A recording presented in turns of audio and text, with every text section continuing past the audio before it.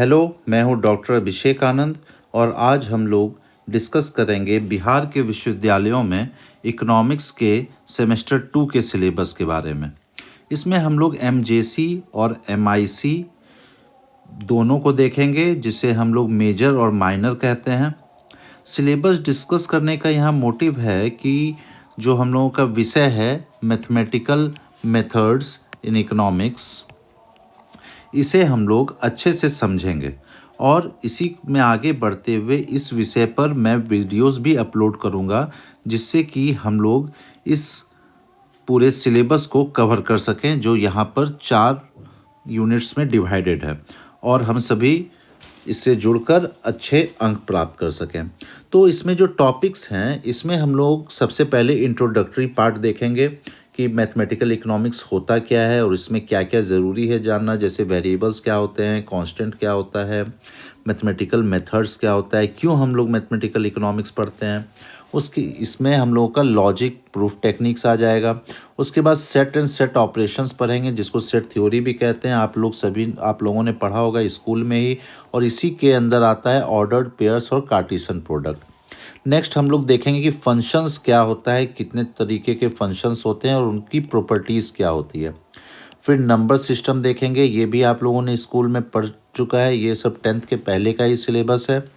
उसके बाद permutation and combination देखेंगे, ये भी आप लोगों ने सुना हुआ होगा। उसके बाद हम लोग प्रोग्रेशन में देखेंगे अरिथमेटिक, जिसको हम लोग मीन भी कहते हैं, ज्योमेट्रिक प्रोग्रेशन देखेंगे और हार्मोनिक प्रोग्रेशन देखेंगे। ये सारे सिलेबस आप लोगों ने स्कूल में ही पढ़ लिया है, इसीलिए ज़्यादा घबराने की बात नहीं है मैथमेटिकल का नाम सुन के। इसे अगर अच्छे से हम लोग प्रैक्टिस करेंगे, इनके सवालों को प्रैक्टिस करेंगे, तो ये काफ़ी आसान बन सकता है। नेक्स्ट है फंक्शंस ऑफ वन वेरिएबल। अब जैसे हम लोग वेरिएबल की बात करते हैं इकोनॉमिक्स में, जैसे मान लीजिए डिमांड की बात करते हैं, तो डिमांड किसी प्रोडक्ट का किस चीज़ पे डिपेंड करता है, प्राइस पे डिपेंड करता है, रिलेटेड प्रोडक्ट के प्राइस पर डिपेंड करता है। उसके बाद हम लोगों का टेक्नोलॉजी क्या इस्तेमाल हो रहा है, इन सब चीज़ों पे डिपेंड करता है। तो देखिए यहाँ वेरिएबल क्या है, प्राइस एक वेरिएबल है, रिलेटेड गुड्स का 2 वेरिएबल हुआ, ये तीसरा वेरिएबल है। तो यहाँ हम लोग केवल एक वेरिएबल का देखेंगे। तो इसमें हम लोग देखेंगे ग्राफ्स, कितने तरह के ग्राफ होते हैं किस किस फंक्शंस में। और फंक्शंस किस किस प्रकार के हो सकते हैं, क्वाड्रेटिक फंक्शन हो सकता है, पॉलिनोमियल हो सकता है, पावर का, एक्सपोनेंशियल और लॉग का। तो ये सारे को देखेंगे। उसके बाद हम लोग सीक्वेंसेस एंड सीरीज़ को समझेंगे, जिसमें हम लोग कन्वर्जेंस एंड डाइवर्जेंस देखेंगे। फिर एल्जेब्रिक प्रॉपर्टीज़ एंड एप्लीकेशंस देखेंगे। तो ये सारे में हम लोगों को न्यूमेरिकल्स आएगा, और न्यूमेरिकल्स होने का मतलब है हम लोगों को इसमें मार्क्स काफ़ी ज़्यादा फेच हो सकता है, इसमें ज़्यादा से ज़्यादा हम लोग मार्क्स ला सकते हैं।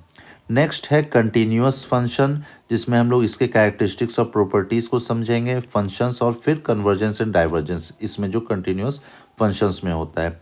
उसके बाद लिमिट का कंसेप्ट को समझेंगे, और इसमें एल्जेब्रिक और लॉगरिथमिक और एक्सपोनेंशियल को देखेंगे। अगर हम लोग आ जाएं यूनिट 3 पे, तो इसमें हम लोग डिफरेंशिएशन को समझेंगे। डिफरेंशिएशन, यहाँ पर बेसिक डिफरेंशिएशन हम लोग पढ़ेंगे, क्योंकि यहाँ पर काफ़ी हाई लेवल डिफरेंशिएशन का इस्तेमाल नहीं होता है। जितने आप लोगों को ज़रूरत है पढ़ने की, उतना हम लोग प्रैक्टिस करेंगे और सभी प्रकार के डिफरेंशिएशन के सवाल को सॉल्व करेंगे।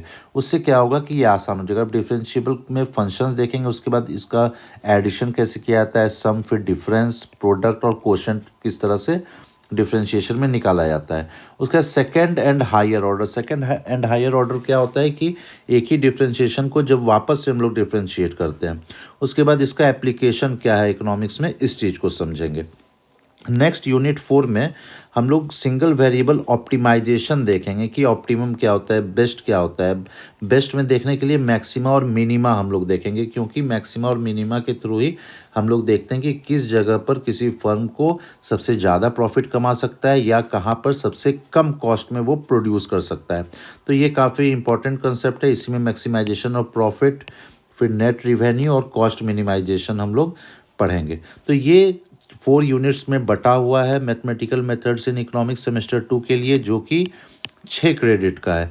तो इसे हम लोग सारी डिटेल में देखेंगे। और वही अगर हम लोग माइनर में आ जाते हैं, तो माइनर में भी हमारा सेम सिलेबस है, बस यहाँ यूनिट 4 जो है ये नहीं है। तो यूनिट 1, 2 और 3 ये तीनों जो है सेम है बिल्कुल। जो major mathematical methods in economics है, इकोनॉमिक्स ऑनर्स जो कर रहे हैं उनके लिए भी सेम है। तो एक साथ ही ये दोनों का भी सिलेबस कंप्लीट हो जाएगा। तो आगे जुड़े रहें। Thank you.